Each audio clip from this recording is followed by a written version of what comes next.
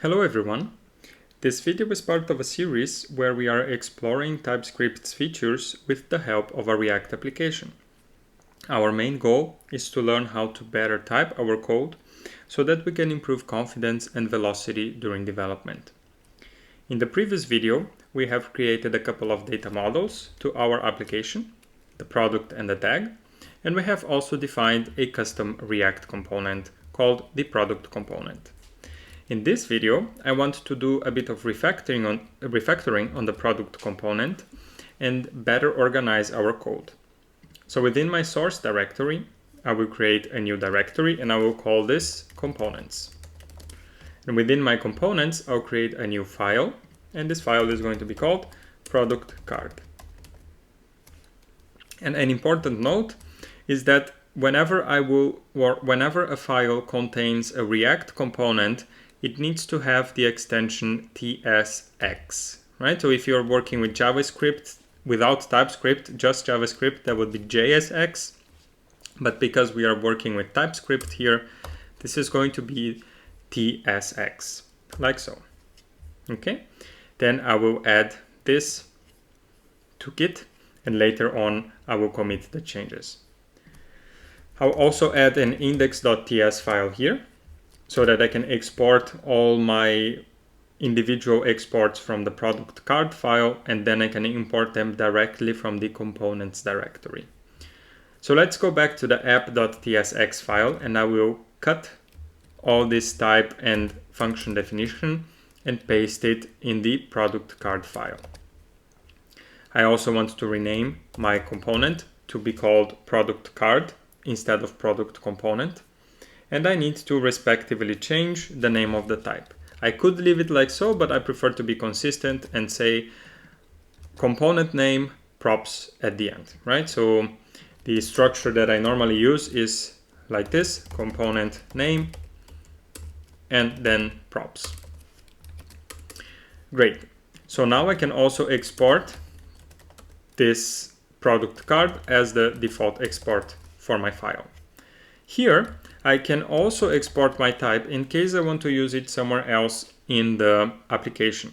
So remember, while we have a couple of props here that our product card can receive, and maybe we have a function that is going to parse a certain array and is going to return a bunch of products, or it's going to return a single product, right? Maybe it's a function that is going to parse some data from an external data source. We are not going to do that here, but imagine that in some other application this could be the case, and we want to ensure that the result of that function is of the shape product card props, which means it's just an object that contains a single key. That key is named product and it refers to an object of the type product.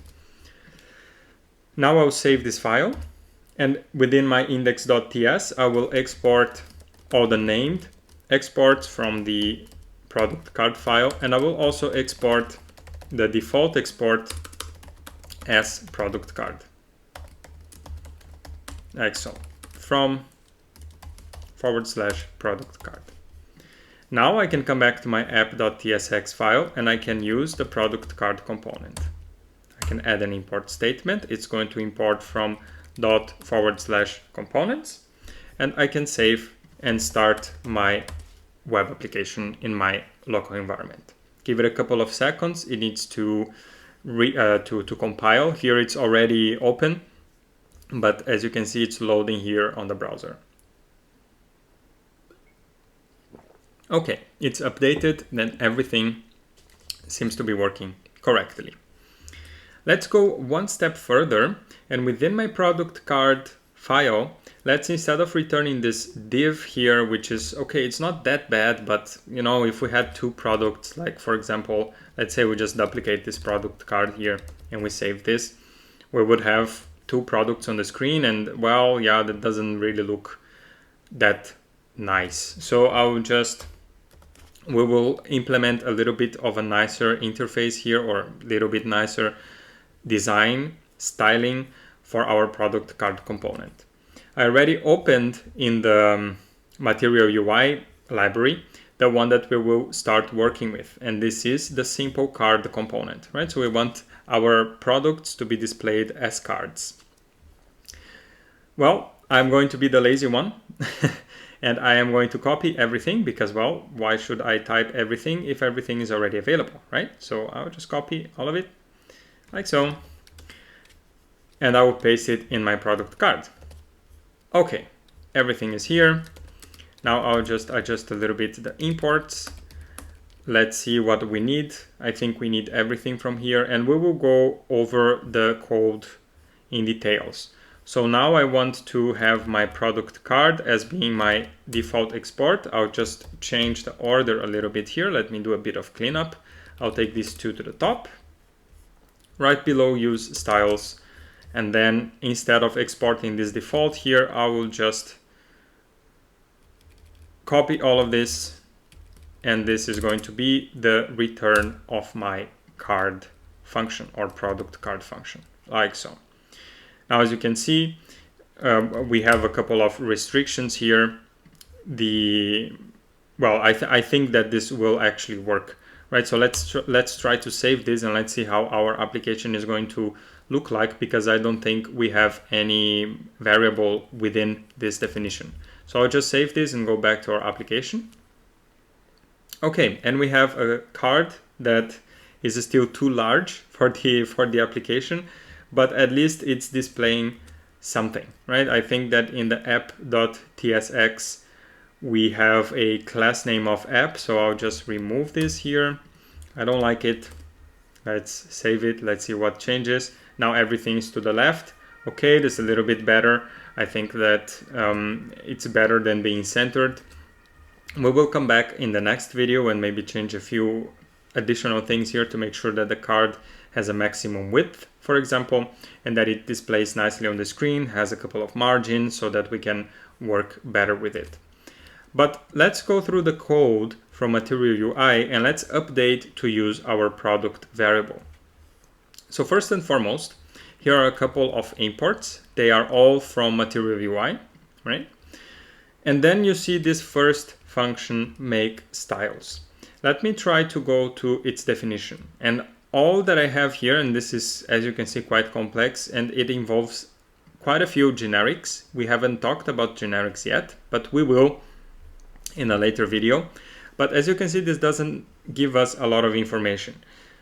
Normally, or best practice would be to have this documented with at least a bunch of hints how it works, right? But if that is not the case, I believe that we could try to come here and search for make styles, like so, and then it gives us some information about how it works. So it says that it links a style sheet with a function component using the hook pattern. We pass a couple of styles and we also pass a couple of options, right? So we could pass the default theme, or we could pass a name for the style sheet. This would be useful for debugging. And we could, well, this flip here, I believe it's for right to left reading. So, well, what it does is it returns a hook, and this hook can be used in a function component. The documentation often calls this returned hook. So if I come back here, basically we didn't explore the concept of hooks, and I would encourage you to go and read about them. Maybe I could make a very short video to explain what exactly they do, but I think that the React documentation is very complete in this sense. So let me open here React hooks, like so, and you will see that there is this first link introducing hooks, and they say, okay, hooks are a new addition to React. They let you use state and other React features without writing a class, right? And this is why we can use functional components everywhere. So I would encourage you to maybe read over this if you are a little bit familiar with React, but not that much with hooks. This is a very nice read, and it's a very nice video as well from them, Abramov. So yeah, that's, I think, is something that you can do on your own. And maybe in the future, I can also make it available, very quick video, just to present a few patterns or how we would use hooks in practice. But for all that matters, what we need to know here is that we can call this use styles, and this use styles is going to return us a bunch of classes, right? If I hover over the classes constant here, you will see that it says it's a record that can contain the following properties. The root property is going to be a string, the bullet property is going to be a string, the title property is going to be a string, and the position property is going to be also a string, right? Great. So now we have defined the styles that we want to use here in our application, and then we can access this style sheet by calling the hook use styles. And this use styles is nothing more than the exact same name of this variable up here. Now this is going to be used to access the styles of my card, right? So the classes.root is a style that is defined here within the root key in this object that is passed to make styles. You can take your time to understand how the code is structured here. But what is important for us is that I would like to change this structure of the card to actually show our product, right? So at the moment we are showing a card that has some text here, then a bigger text here, some other text here, and then a small text and a button, right? So what I would like to do is I would like to show the title of the product, the description of the product, then the tags of the product, perhaps separated by comma, but this I think we will implement in a future video, and then a button to, let's say, add to cart. So here let's remove, we don't want this this React component, this typography React component.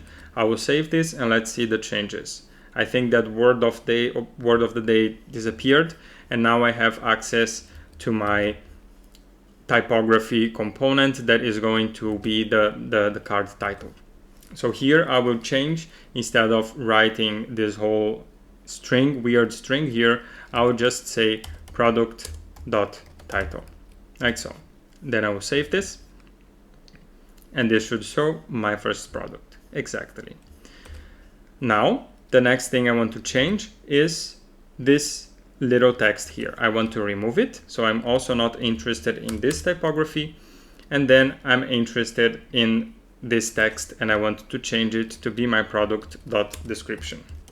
Product.description, like so. Okay, then I have a bunch of card actions, and here I can say add to cart. Let's see how this is going to look.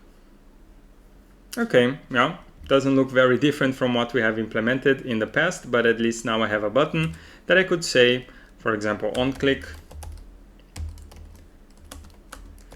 console.log added to cart, like so. So I think it has already compiled. If I click add to cart, then I will see added to cart in the console. Great, so I'll remove this from our component at the moment because we don't need it. And I'll also remove this unused bool, which I think is short for bullet. So this unused variable. I will now save my file again, and I should see the final version of my React component. Exactly, so I will just refresh the page so that those warnings go away, and I have the card for my first product. So in the next video, we will come back and we will adjust a little bit more the styling of the card, and we will also work with adding a couple of tags to our product. If you don't want to miss out on updates and on new videos when they are uploaded to the channel, then make sure to subscribe to it. I'm pretty sure you will be quite interested in some of the future series that are going to be made available. And you can also give some suggestions about topics that interest you by writing them down in the comment section. If you see a topic that is already of your interest, then make sure to give it a thumbs up, because I take into account a popularity of a topic also when considering future series for the channel. Okay? Thank you for your time, and I'll see you in the next video. Bye bye.